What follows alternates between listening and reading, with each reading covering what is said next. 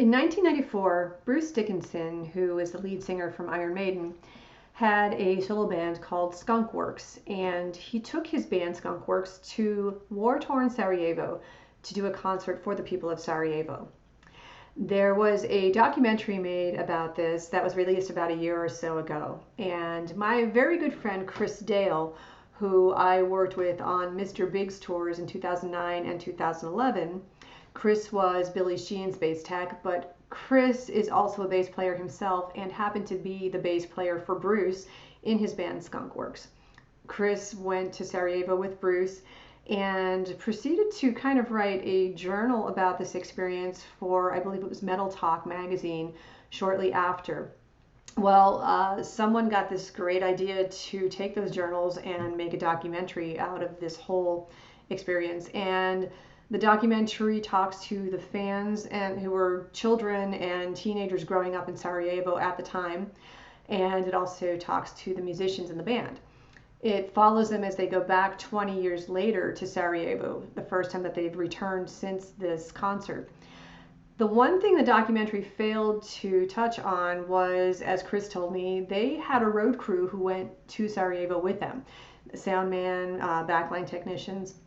And I recently had a chance to speak with Jed Parle, who was the sound man for Bruce and his band at the time. The following is from my conversation with Jed, and if you haven't seen the film, I highly recommend it. Yeah, so Sarajevo. So like I've known Chris for years, and he told me the whole story about Sarajevo, and I basically had asked him about.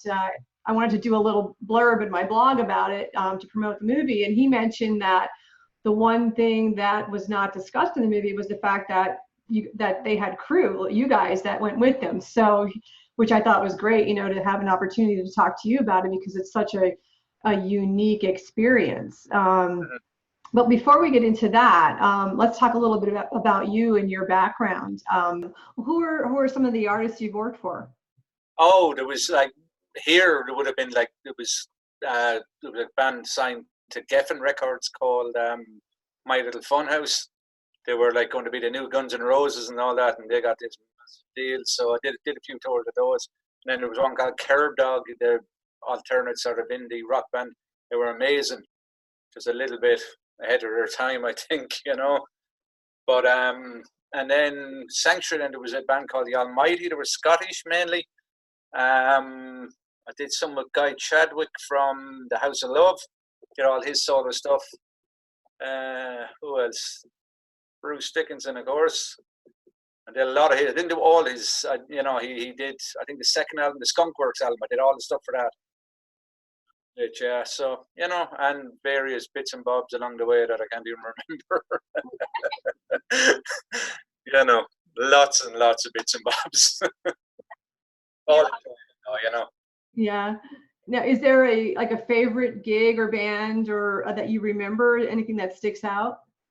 The one thing that sticks out was that Sarajevo gig. It was like nothing I have ever done. We'd done stuff in Japan with yourself. It's absolutely passion, mad fans. But that thing in Sarajevo, something happened in that room that was like, whoa! It was just bigger than everybody that was there and everything. It was it's one of those moments when your head just went, "What's going on here? This is what's going on?" you know. Yeah, Yeah. that's one of the things I wanted to talk to you about was the energy in a concert before the band hits the stage is always really, really a really cool thing to experience. But in that situation, it had to be just on another level, and you're right there in the middle of it. Yeah. I was there, and I don't think for a minute anybody believed Bruce Dickinson was going to walk on the stage. They were just in disbelief, and everything around it was somber, and everybody was careful. Lights are off everywhere, and then they're all just sitting there. And then the second he walked out, this just explosion, and they went, "It is true. This has happened," and everybody's faces just lit up. It was something I've never experienced it again ever. I never have before that. But yeah. The setting up was fun as well. We're basically, yeah, we were used to sending out riders for tours, and we were going to, have to have this, have to have that, and there was none of that. We just arrived there, and it was bunch of boxes and stuff. So all the guys went off. I mean, it was me. I think it's Andy and Bob were the two crew guys. Yeah, one of the guys turned back at that Split Airport because he had a young son, I think, which I would have done if I had a young son at the time, because I have one now.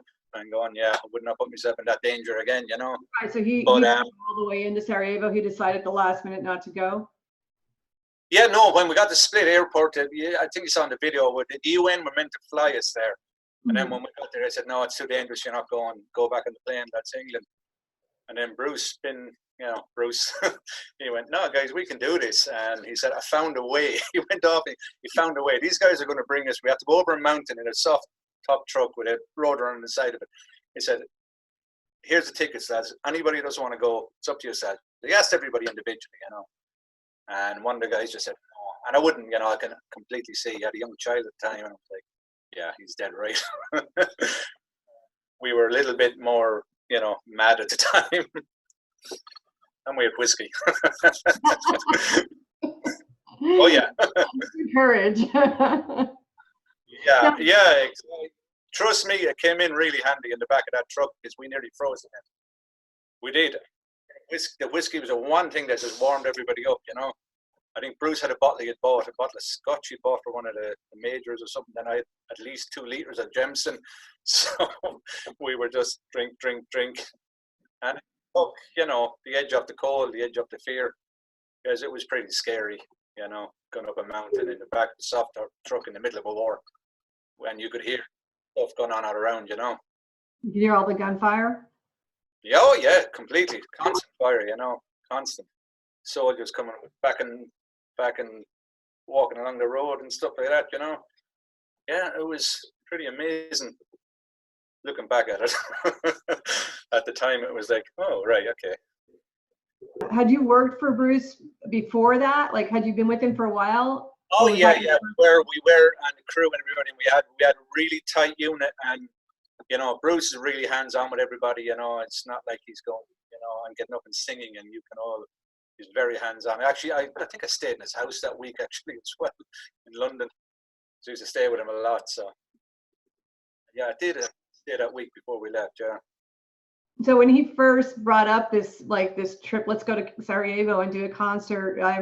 Were you aware of the depth of the conflict going on there? Like, did you have any idea what you were getting into? Yeah, I was pretty much very aware of it actually, as I was all keeping up on stuff. Yeah, and going.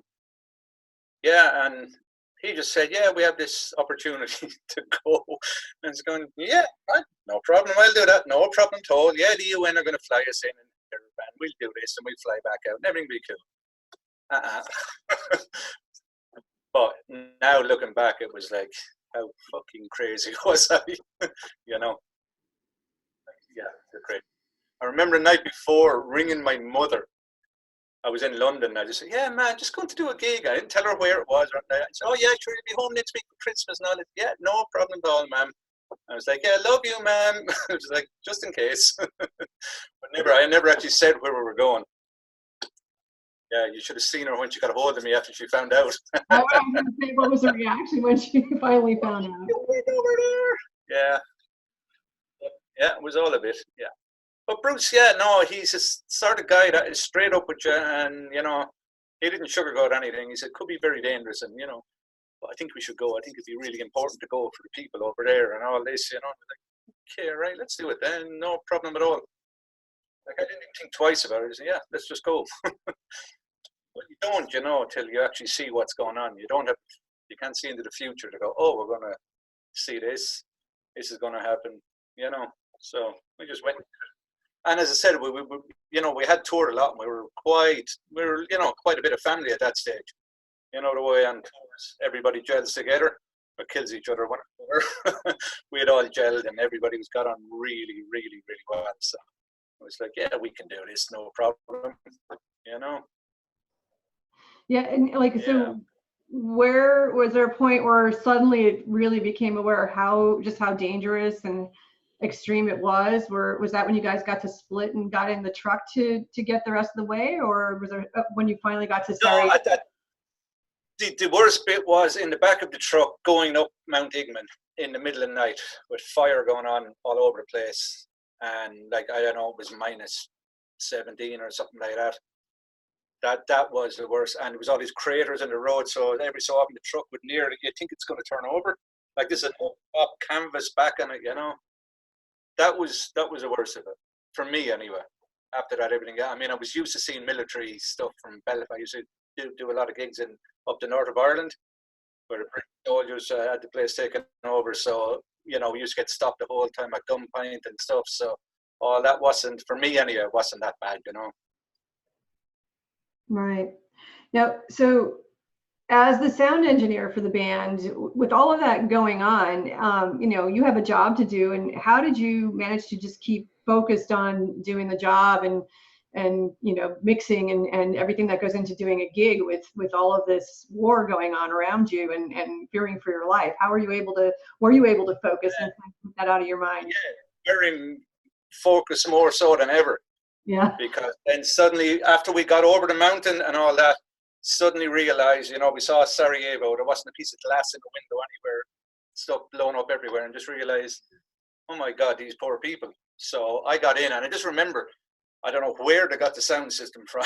I can't even remember. I remember these huge horn units and stuff, and I'm quite good at, you know, putting stuff together electronically and stuff. So I said, okay, no problem. We'll turn it on and we'll see what works and what doesn't work, and we'll keep it within its limits. We won't kill anything, and you know, we'll make it work.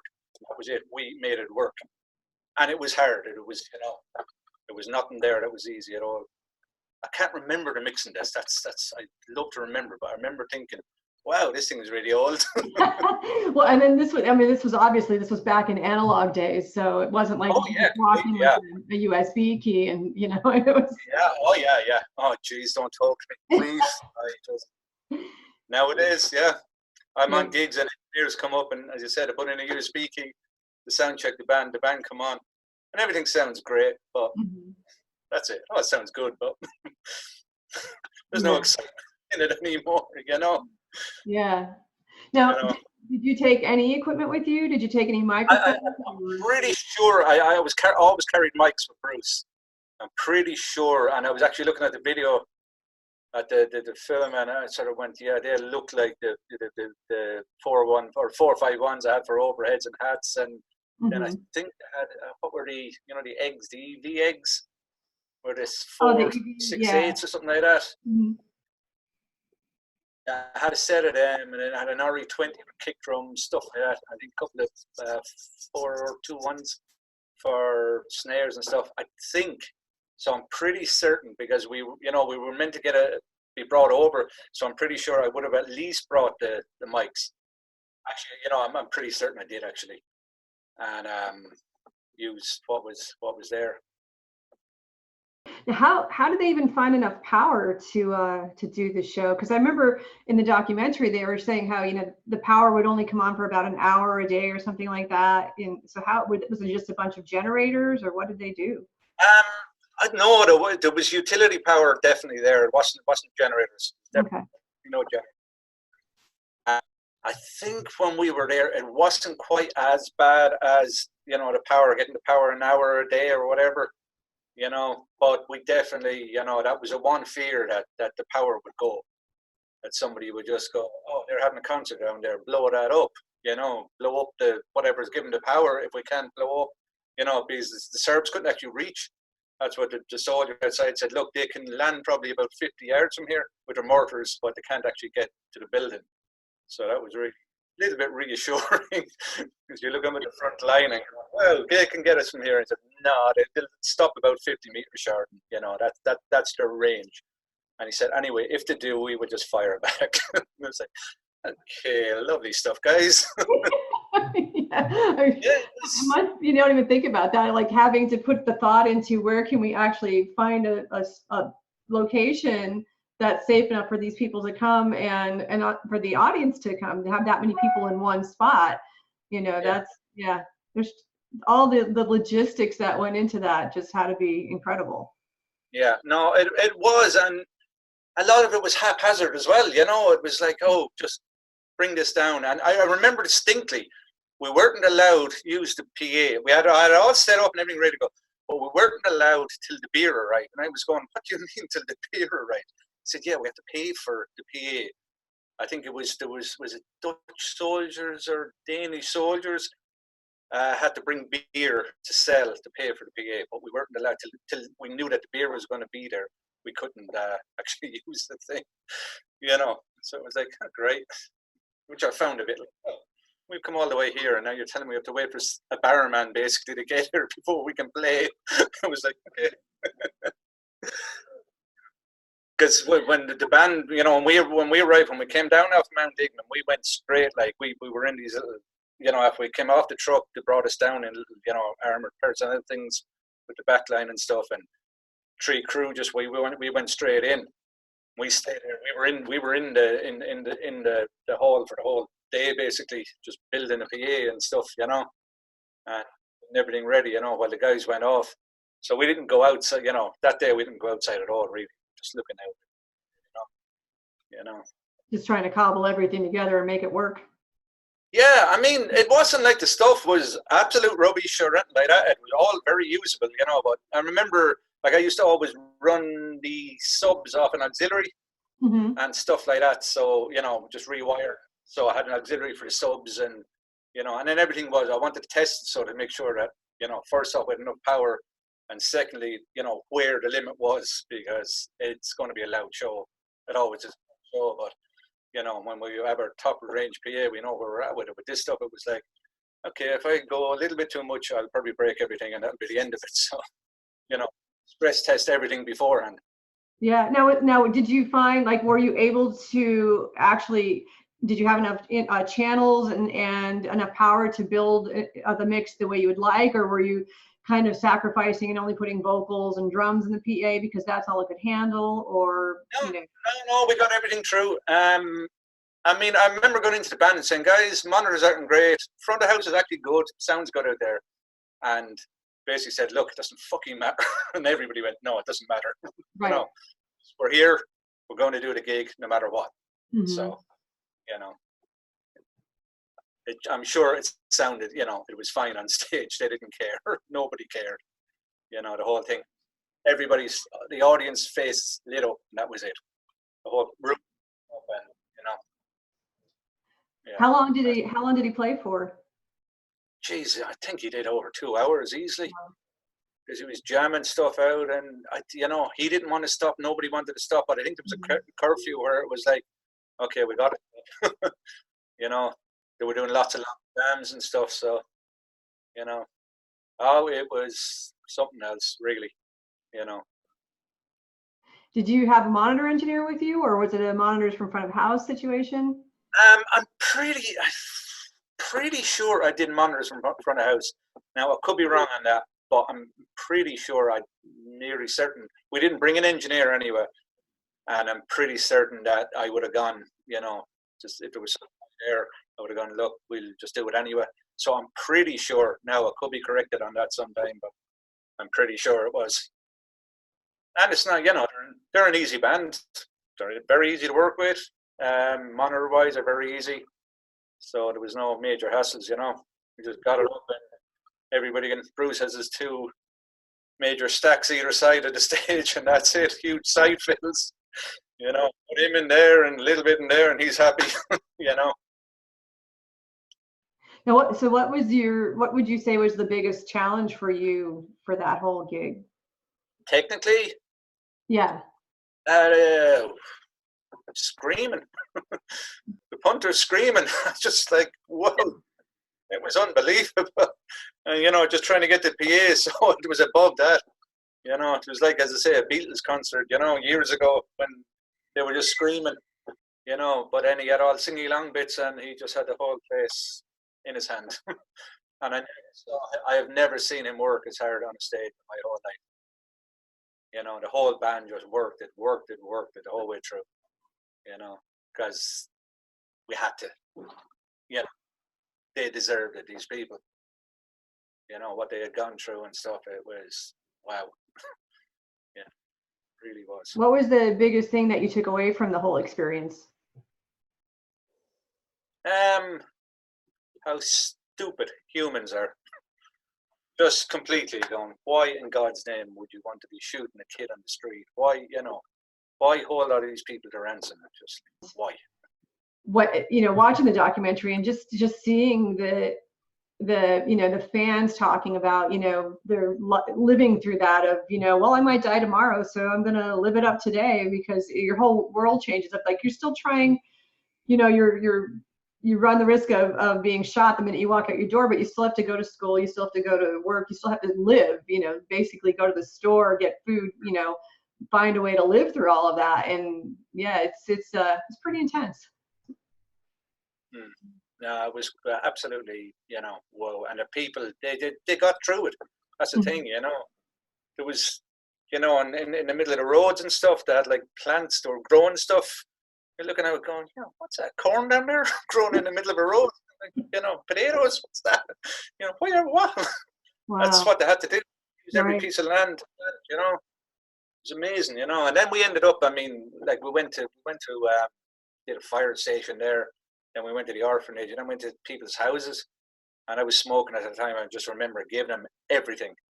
I think I gave them everything, bar a pair of shoes that I needed to get home in, And they were, because there was nothing there, I remember people asked me, what was it like over there? And I said, if you took Dublin in Ireland, remove every piece of glass in it, blast all the streets up, and then, start planting stuff in the middle of the streets to live. That's what it looked like. And going, it can't have been that bad. It must have had it. No, it didn't. No. Going on in modern world after 2 world wars, and none of it was never meant to happen again. And everybody just sat by, going, let them sort it out themselves. It's all a bit crazy. So did you go back when they took the band back 20 years later? Did you go back? No. Have you been back since then? No. Something I want to do. I'm going to wait. I have a 6-year-old at the minute. I'm going to wait till he's a lot older, and bring him maybe. Maybe I'd like to go back sometime. Right now I'm busy rearing a child. It was a full-time job. Yep. Yeah. So after that tour, did you continue to work for Bruce, or did he scare you off? I'm trying to remember. I think we did. We may have done bits and bobs, and then I ended up doing a tour for, it ended up for nearly 9 months in Europe, with a load of different things, and just going tour to tour. And I just got fed up sleeping on buses and stuff, and I just quit. Just went, I've had enough. I'm going home. Ended out, I just went, Jesus. And then I got really scared of flying as well. I don't know how that happened, but I did, just fear just got worse and worse with it, and then that was the end of it. So would you having done the Sarajevo gig, would you ever do something like that again? Right now, at this stage of my life, no.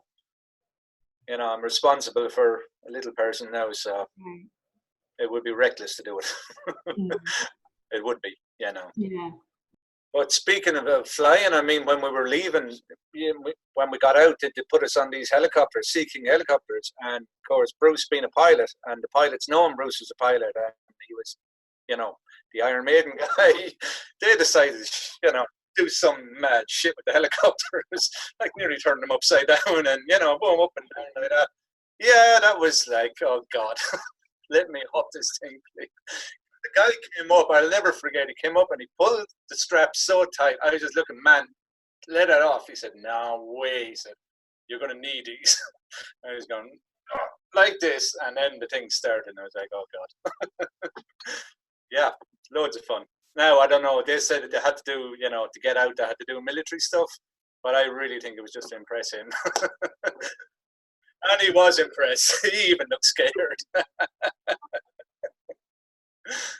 Yeah. Well, that's awesome. Is there anything else you'd like to add or talk about from that whole experience?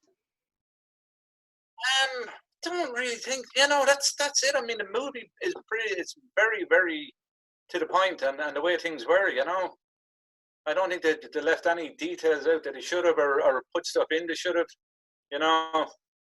And then the thing was, when I watched the thing, it was really dawned on me then, shit, it was the people of Sarajevo where it was for them, you know, and I didn't realize it meant as much. I knew it meant a lot, but I went, wow. I just went, wow, you know. And at the time, we weren't there trying to be heroes going, oh man, look, we're going to a war zone. There was none of that stuff. We were just going to do a gig. And as we further got into it, realized, shit, this is more than just a gig. This is going to be a life-changing experience for these people and for us. And it really, really was, you know. Yeah, but made me into a better person anyway, because I'm not a hungry fucker anymore for money and cars and stuff, you know. I just go, okay, I have my bits and bobs that I need, and, you know, that's all anybody needs in life. Roof over the head, bit of heating, that's it, you know, bit of food. You don't need to be, you know, spending loads of money on stuff. That's, you know, that brought that home to me completely, so, you know, be glad for what you have, always. So, what are you working on these days? I'm assuming you're not touring much. No, I just, as I said, just big tours. Too old. I'm too old. I'm 50, what am I, 3, 4 now, something like that. I need my sleep, you know. So I have a studio, sort of local here, so that keeps me busy. And then, you know, I'll do some gigs, some young bands and stuff like that. I'll often go and do pub gigs with them, you know. Give them a hand out basically, and show them how it should be done, and, you know, give them advice and stuff like that. You know, that's what it's all about, is the learning experience, passing it on as well, you know. So that's it, and I'm happy, you know, happy what I'm doing in the studio. Looking back, wouldn't change a thing that I've done so far anyway. So yeah, I'm a content fucker.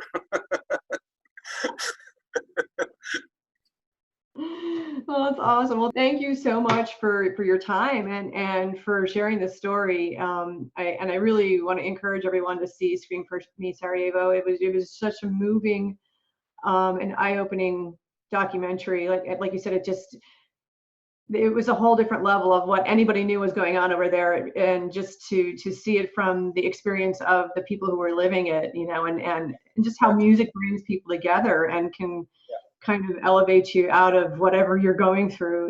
It was really incredible. Yeah. And it was incredible for you to be part of that, and thank you for doing that. Yeah, no problem at all, and thank you for having me, as I say.